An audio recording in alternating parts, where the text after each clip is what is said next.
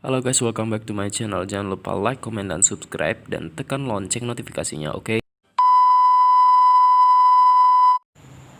Cerita berawal dari sekelompok mahasiswa, yaitu Nur, Ayu, Bima, Wahyu, dan Anton, yang melakukan kegiatan KKN selama 6 minggu. Pada akhir tahun 2009, Ayu menemukan tempat lokasi di mana mereka akan melakukan kegiatan KKN tersebut, yaitu sebuah desa yang terletak di hutan di daerah Jawa Timur. Menurut Ayu, desa tersebut masihlah sangat alami sehingga cocok untuk proker mereka. Dan kebetulan juga kakak laki-laki Ayu, Mas Ilham, kenal dengan lurah setempat, yaitu Pak Prabu. Ayu dan Nur ditemani oleh Mas Ilham untuk observasi ke tempat tersebut.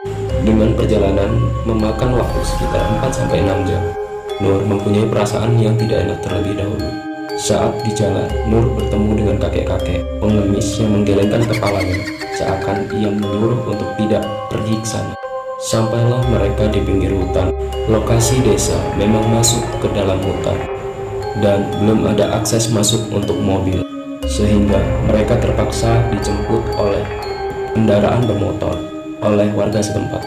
Sesampainya di desa, ada perdebatan antara Mas Ilham dan Pak Prabu bahwa tempat ini tidak bisa dijadikan sebagai lokasi untuk mereka melakukan KKN. Namun, Mas Ilham pun berhasil membujuk Pak Prabu agar Pak Prabu bisa menolong adiknya untuk melakukan kegiatan tugas KKN sebagai bentuk pengabdian kepada masyarakat demi menyelesaikan tugas dari universitasnya.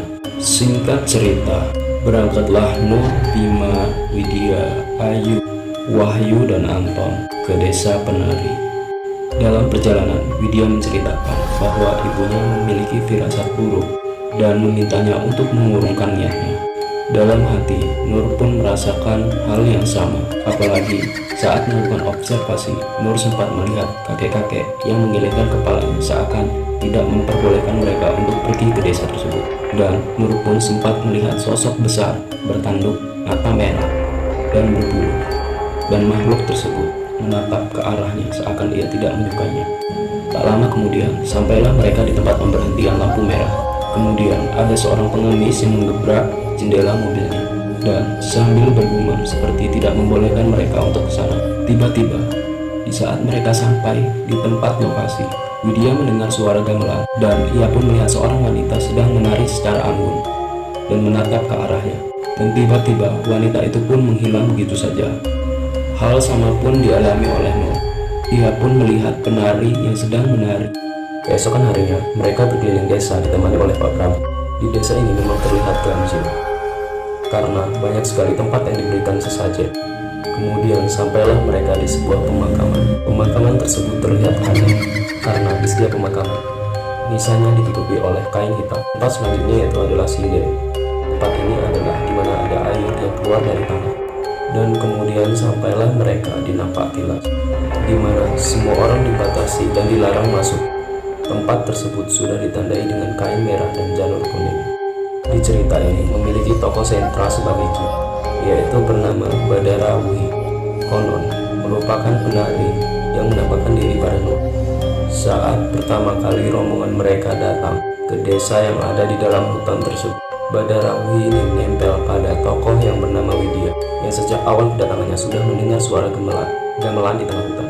Dan Mbah Buyut adalah tokoh spiritual yang tinggal di dalam hutan desa tadi. Dan Mbah Buyut serta Nur merasa bahwa Widya lah yang terancam. Badarawi ternyata berhasil merayu Bima, yaitu seorang anggota KKN yang menaksir Widya untuk membuat perjanjian. Si penari KKN ini diyakini sebagai manusia dan bukan jin. Dan sosok penari ini pun memberikan mustika gelang saktinya kepada Bima, dan Bima pun harus menyerahkannya kepada Widya jika ia memang benar-benar menyukai Widya. Badarawi juga merayu Ayu yang diam-diam menyukai Bima. Pada Ayu, jin ini memberikan selendang saktinya yang dalam kisah tak akan mampu membuat lelaki manapun menolak. Dan pada akhirnya Ayu dan Bima melakukan perbuatan yang melanggar batas, yaitu melakukan hubungan dewasa di tempat yang dianggap keramat oleh warga. Dan tak lama kemudian, beberapa bulan berselang, Ayu dan Bima pun meninggal. Setelah Widya melihat Bima dikelilingi oleh ular bersisik hijau, sedang para jin. Di dalam cerita ini, Ayu dan Bima memang telah melanggar aturan adat yang telah ada pada desa tersebut. Padahal Pak Prabu menceritakan asumsi. Beliau berpikiran bahwa Ayu dimaksudkan sebagai perantara untuk menuju ke Widya melalui Bima. Namun, Ayu tidak menjalankan tugasnya, sehingga justru ia diberi selendang oleh si penari tersebut. Nasib Widya memang lebih baik karena ia selamat. Beruntung, selendang dan gelang sakti milik Badara Wuhi tersebut sudah diamankan oleh Nur, dimasukkan ke dalam kotak bersama kitab Al-Quran.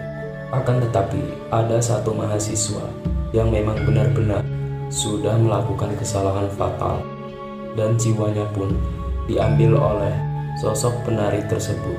Dan sampai saat ini, mahasiswa tersebut belum ditemukan keberadaan.